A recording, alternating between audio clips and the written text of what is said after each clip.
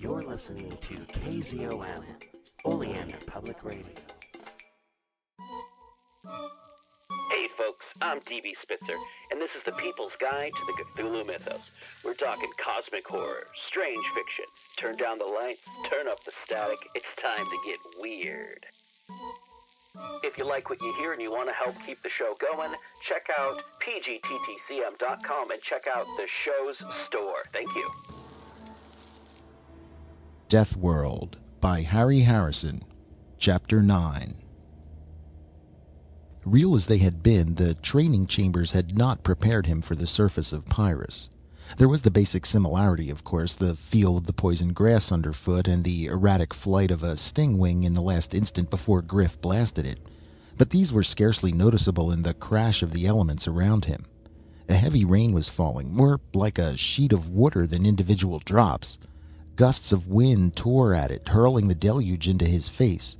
He wiped his eyes clear and could barely make out the conical forms of two volcanoes on the horizon, vomiting out clouds of smoke and flame. The reflection of this inferno was a sullen redness on the clouds that raced by in banks above them. There was a rattle on his hard hat and something bounced off to splash to the ground. He bent over and picked up a hailstone as thick as his thumb. A sudden flurry of hail hammered painfully at his back and neck. He straightened hurriedly. As quickly as it started, the storm was over. The sun burned down, melting the hailstones and sending curls of steam up from the wet street.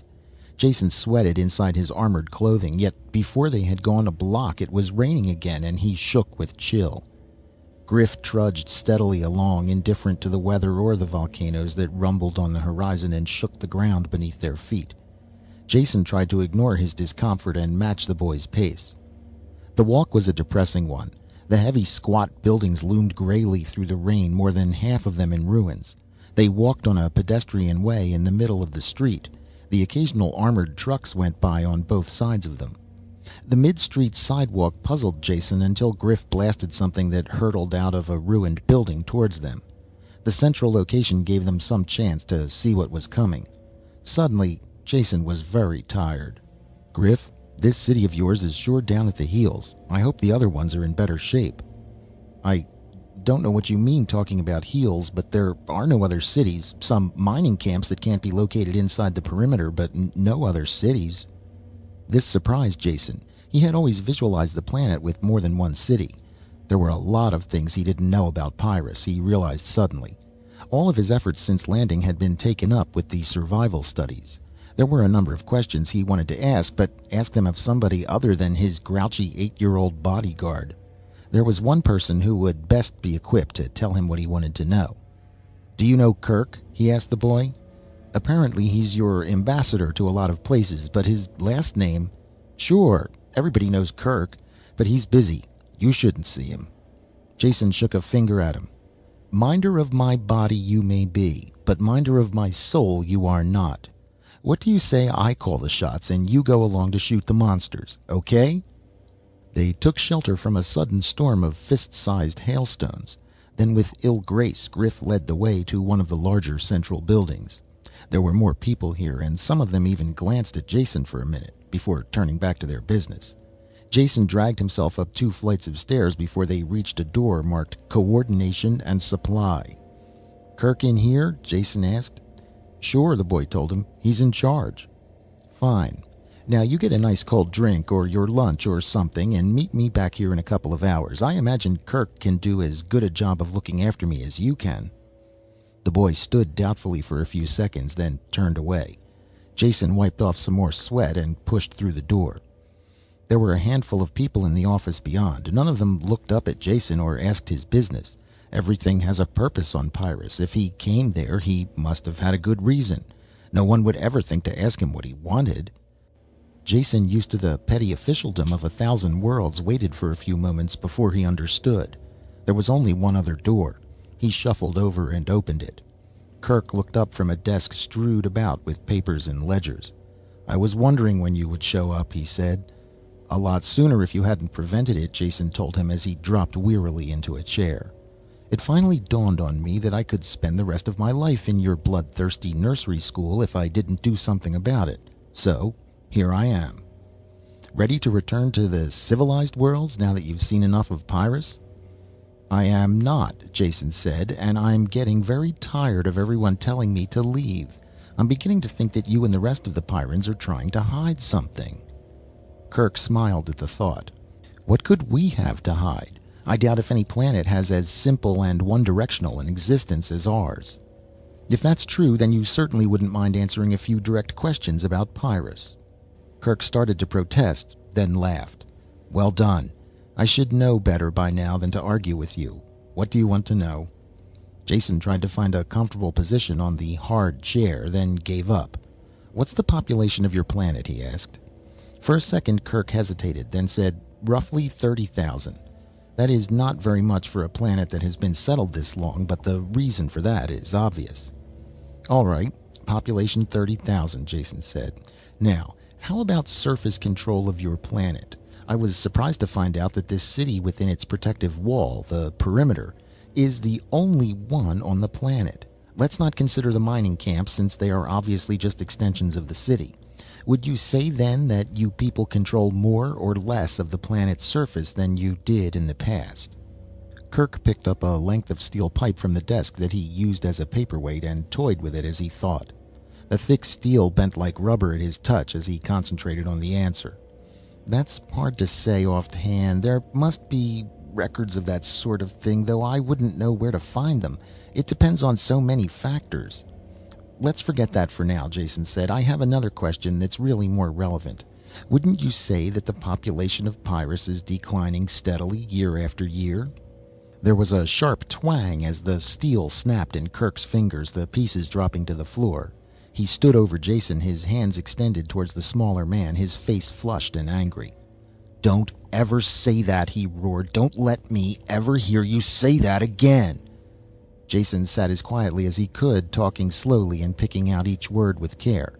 His life hung in the balance. "Don't get angry, Kirk. I meant no harm. I'm on your side, remember? I can talk to you because you've seen much more of the universe than the Pyrans, who have never left the planet. You are used to discussing things. You know that words are just symbols. We can talk and know you don't have to lose your temper over mere words." Kirk slowly lowered his arms and stepped away. Then he turned and poured himself a glass of water from a bottle on the desk. He kept his back turned to Jason while he drank. Very little of the sweat that Jason wiped from his sopping face was caused by the heat in the room. I'm sorry, I lost my temper," Kirk said, dropping heavily into his chair. "Doesn't usually happen. Been working hard lately. Must have got my temper on edge." He made no mention of what Jason had said. "Happens to all of us," Jason told him. "I won't begin to describe the condition my nerves were in when I hit this planet. I'm finally forced to admit that everything you said about Pyrrus is true. It is the most deadly spot in the system, and only native-born Pyrans could possibly survive here. I can manage to fumble along a bit after my training, but I know I would never stand a chance on my own. You probably know I have an 8-year-old as a bodyguard. Gives a good idea of my real status here." Anger suppressed, Kirk was back in control of himself now. His eyes narrowed in thought. "Surprises me to hear you say that. Never thought I would hear you admit that anyone could be better than you at anything. Isn't that why you came here, to prove that you were as good as any native-born Pyrran?" "Score one for your side," Jason admitted. "I didn't think it showed that much, and I'm glad to see your mind isn't as muscle-bound as your body. Yes, I'll admit that was probably my main reason for coming. That and curiosity." Kirk was following his own train of thoughts and puzzled where they were leading him. "You came here to prove that you were as good as any native-born Pyrran, yet you now admit that any 8-year-old can outdraw you. That just doesn't stack up with what I know about you. If you give with one hand, you must be taking back with the other. In what way do you still feel your natural superiority?" Jason thought a long time before answering. "I'll tell you," he finally said, "but don't snap my neck for it. I'm gambling that your civilized mind can control your reflexes, because I have to talk about things that are strictly taboo on Pyrrus. In your people's eyes, I'm a weakling because I come from off-world. Realize, though, that this is also my strength. I can see things that are hidden from you by long association. You know, the old business of not being able to see the forest for the trees in the way?" Kirk nodded agreement, and Jason went on. To continue the analogy further, I landed from an airship, and at first all I could see was the forest. To me, certain facts are obvious. I think that you people know them too, only you keep your thoughts carefully repressed. They are hidden thoughts that are completely taboo. I'm going to say one of them out loud now and hope you can control yourself well enough not to kill me. Kirk's great hands tightened on the arms of his chair, the only sign that he had heard. Jason talked quietly and smoothly and easily as a lancet probing into a brain. Human beings are losing the war on Pyrrus. There is no chance they can win. They could leave for another planet, but that wouldn't be a victory. Yet, if they stay and continue this war, they only prolong a particularly bloody form of racial suicide. With each generation, the population drops, until eventually the planet will win. One arm of Kirk's plastic and steel chair tore loose under the crushing grasp of his fingers. He didn't notice it. The rest of his body was rock still and his eyes fixed on Jason. Looking away from the fractured chair, Jason sought for the right words. This is not a real war, but a disastrous treating of symptoms, like cutting off cancerous fingers one by one. The only result can be ultimate death. None of you seems to realize that. All you see are the trees. It has never occurred to you that you could treat the causes of this war and end it forever. Kirk dropped the arm of the chair, clattering to the floor. He sat up, astonished. What the devil do you mean? You sound like a grubber. Jason didn't ask what a grubber was, but he filed the name. Call me a Pyrran by adoption. I want this planet to survive as much as you do. I think this war can be ended by finding the causes and changing them, whatever they are. You're talking nonsense, Kirk said. This is just an alien world that must be battled. The causes are self-obvious facts of existence. No, they're not, Jason insisted. Consider for a second. When you are away for any length of time from this planet, you must take a refresher course to see how things have changed for the worse while you were gone. Well, that's a linear progression. If things get worse when you extend into the future, then they have to get better if you extend into the past. It is also good theory, though I don't know if the facts will bear me out, to say that if you extend it far enough into the past, you will reach a time when mankind and Pyrrus were not at war with each other. Kirk was beyond speech now, only capable of sitting and listening while Jason drove home the blows of inescapable logic. There is evidence to support this theory. Even you will admit that I, if I am no match for Pyrran life, am surely well versed in it. And all Pyrran flora and fauna I've seen have one thing in common. They're not functional. None of their immense armory of weapons is used against each other. Their toxins don't seem to operate against Pyrran life. They are good only for dispensing death to Homo sapiens, and that is a physical impossibility. In the 300 years that men have been on this planet, the life forms couldn't have naturally adapted in this manner. But they have done it, Kirk bellowed. You are so right, Jason told him calmly. And if they have done it, there must be some agency at work. Operating how? I have no idea, but something has caused the life on Pyrrus to declare war, and I'd like to find out what that something is. What was the dominant life form here when your ancestors landed? I'm sure I wouldn't know, Kirk said. You're not suggesting, are you, that there are sentient beings on Pyrrus other than those of human descent? Creatures who are organizing the planet to battle us? I'm not suggesting it. You are. That means you're getting the idea. I have no idea what caused this change, but I would sure like to find out, then see if it can be changed back. Nothing promised, of course. You'll agree, though, that it is worth investigating. Fist smacking into his palm, his heavy footsteps shaking the building, Kirk paced back and forth the length of the room. He was at war with himself. New ideas fought old beliefs. It was so sudden and so hard not to believe. Without asking permission, Jason helped himself to some chilled water from the bottle and sank back into the chair, exhausted. Something whizzed in through the open window, tearing a hole in the protective screen. Kirk blasted it without changing stride, without even knowing he had done it. The decision didn't take long. Geared to swift activity, the big Pyrran found it impossible not to decide quickly. The pacing stopped, and a finger stabbed at Jason. I don't say you have convinced me, but I find it impossible to find a ready answer to your arguments. So until I do, we will have to operate as if they are true. Now, What do you plan to do? What can you do? Jason ticked the points off on his fingers. 1. I'll need a place to live and work that is well protected, so instead of spending my energies on just remaining alive, I can devote some study to this project. 2. I want someone to help me and act as a bodyguard at the same time. And someone, please, with a little more scope of interest than my present watchdog. I would suggest Meta for the job. Meta? Kirk was surprised. She is a space pilot and defense screen operator. What good could she possibly be on a project like this? The most good possible. She has had experience on other worlds and can shift her point of view, at least a bit. And she must know as much about this planet as any other educated adult and can answer any questions I ask. Jason smiled. In addition to which, she is an attractive girl whose company I enjoy. Kirk grunted. I was wondering if you would get around to mentioning that last reason. The others make sense, though, so I'm not going to argue. I'll round up a replacement for her and have Meta sent here. There are plenty of sealed buildings you can use. After talking to one of the assistants from the outer office, Kirk made some calls on the screen. The correct orders were quickly issued. Jason watched it all with interest. Pardon me for asking, he finally said, but are you the director of this planet? You just snap your fingers and they'll all jump? I suppose it looks that way, Kirk admitted, but that is just an illusion. No one is in complete charge on Pyrrus. Neither is there anything resembling a democratic system. After all, our total population is about the size of an army division. Everyone does the job they are best qualified for.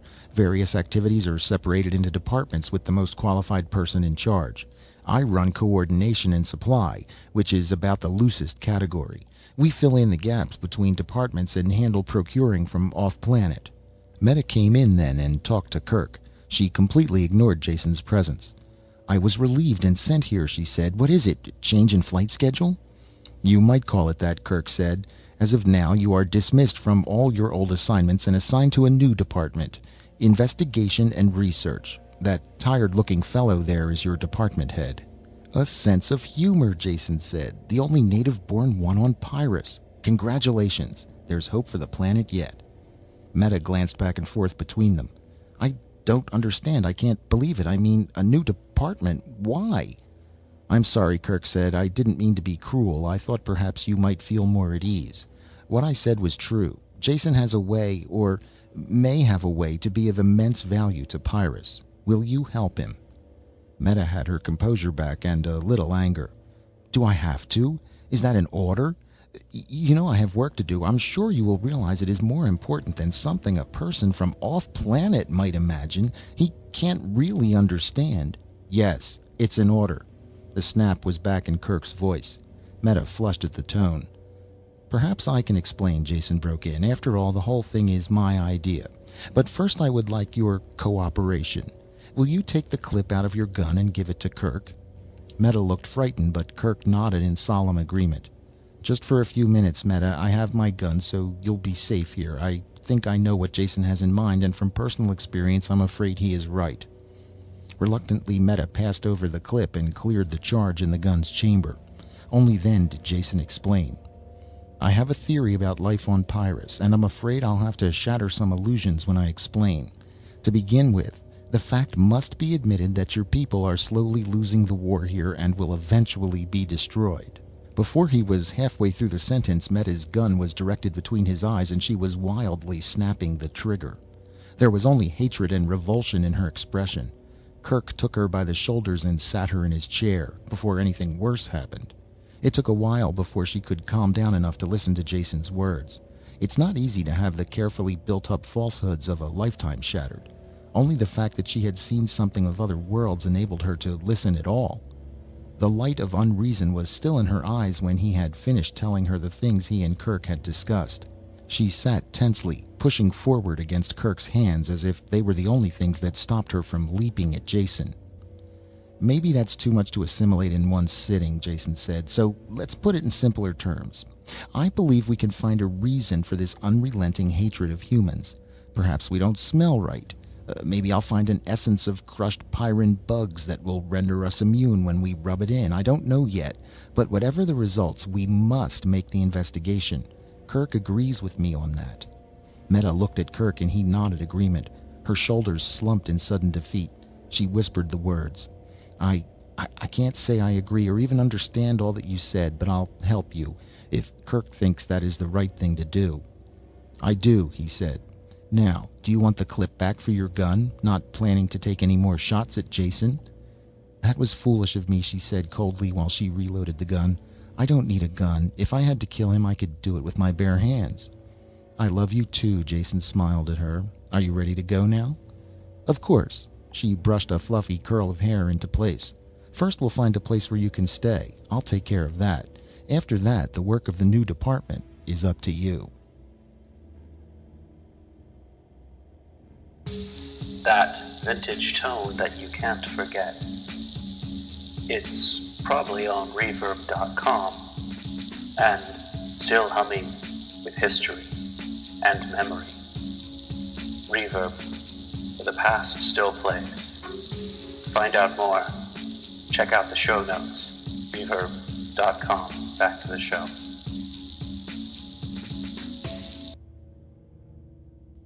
Deathworld by Harry Harrison.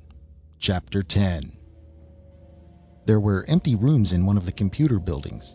These were completely sealed to keep stray animal life out of the delicate machinery. While Meta checked a bedroll out of stores, Jason painfully dragged a desk, table, and chairs in from a nearby empty office. When she returned with a pneumatic bed, he instantly dropped on it with a grateful sigh. Her lip curled a bit at his obvious weakness. Get used to the sight, he said. I intend to do as much of my work as I can while maintaining a horizontal position. You will be my strong right arm. And right now, right arm, I wish you could scare me up something to eat. I also intend to do most of my eating in the previously mentioned prone condition. Snorting with disgust, Meta stamped out. While she was gone, Jason chewed the end of a stylus thoughtfully, then made some careful notes. After they had finished the almost tasteless meal, he began the search. Meta, where can I find historical records of Pyrrus?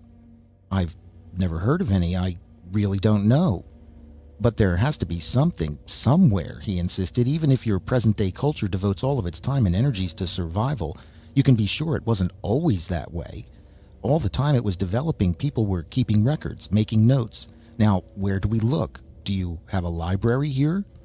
Of course, she said. We have an excellent technical library. But I'm sure there wouldn't be any of that sort of thing there. Trying not to groan, Jason stood up. Let me be the judge of that. Just lead the way. Operation of the library was completely automatic. A projected index gave the call number for any text that had to be consulted. The tape was delivered to the charge desk 30 seconds after the number had been punched. Returned tapes were dropped through a hopper and refiled automatically. The mechanism worked smoothly. Wonderful, Jason said, pushing away from the index. A tribute to technological ingenuity. Only it contains nothing of any value to us. Just reams of textbooks. What else should be in a library? Meta sounded sincerely puzzled. Jason started to explain, then changed his mind. Later we will go into that, he said. Much later. Now we have to find a lead. Is it possible that there are any tapes or even printed books that aren't filed through this machine? It seems unlikely, but we could ask Polly. He lives here somewhere and is in charge of the library, filing new books and tending the machinery. The single door into the rear of the building was locked, and no amount of pounding could rouse the caretaker. If he's alive, this should do it, Jason said. He pressed the out of order button on the control panel. It had the desired effect. Within 5 minutes the door opened and Polly dragged himself through it. Death usually came swiftly on Pyrrus. If wounds slowed a man down, the ever-ready forces of destruction quickly finished the job. Polly was the exception to this rule. Whatever had attacked him originally had done an efficient job. Most of the lower part of his face was gone. His left arm was curled and useless. The damage to his body and legs had left him with the bare capability to stumble from one spot to the next. Yet he still had one good arm as well as his eyesight. He could work in the library and relieve a fully fit man. How long he had been dragging the useless husk of a body around the building, no one knew. In spite of the pain that filled his red-rimmed, moist eyes, he had stayed alive, growing old. Older than any other Pyrran as far as Jason had seen. He tottered forward and turned off the alarm that had called him. When Jason started to explain, the old man took no notice. Only after the librarian had rummaged a hearing aid out of his clothes did Jason realize that he was deaf as well. Jason explained again what he searched for. Polly nodded and printed his answer on a tablet. There are many old books in the storerooms below. Most of the building was taken up by the robot filing and sorting apparatus. They moved slowly through the banks of machinery, following the crippled librarian to a barred door in the rear. He pointed to it while Jason and Meta fought to open the age-encrusted bars. He wrote another note on his tablet. Not opened for many years. Rats.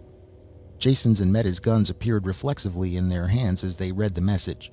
Jason finished opening the door by himself. The two native Pyrrans stood facing the opening gap. It was well they did. Jason could have never handled what came through that door. He didn't even open it for himself.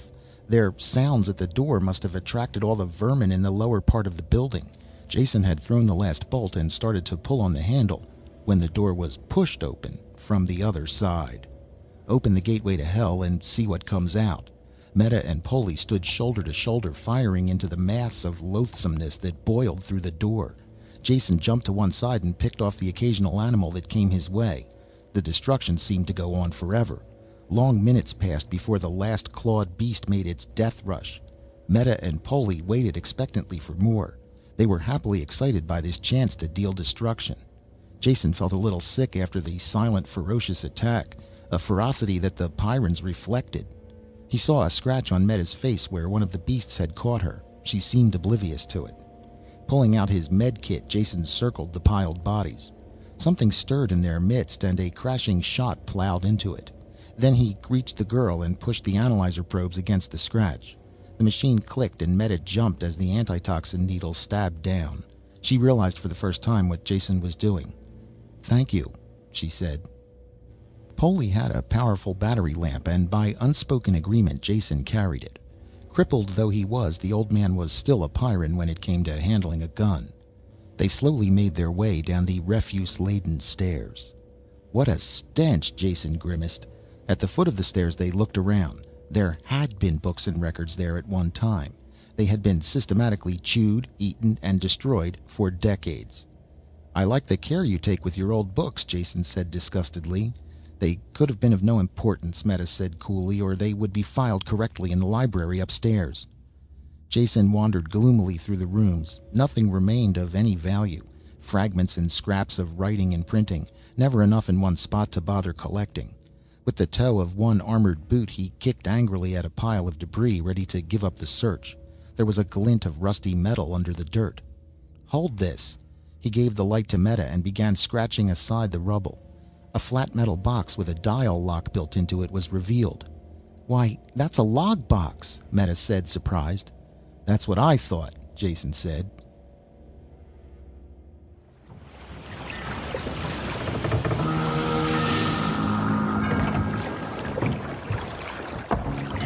Welcome to Innsmouth, stranger. Hi, I'm Rob Whiten from the Innsmouth Book Club. Join me and my fellow guide John Chadwick as we take you on a fortnightly tour of Innsmouth. We visit places such as the Picture House, the Library and Innsmouth Museum to discuss all aspects of weird fiction, whether it be book, film, music, TV or art. As well as that, we stop over at the Gilman House to have a chat with a resident guest. That includes authors, artists, musicians, in fact Lovecraftian creatives of all types.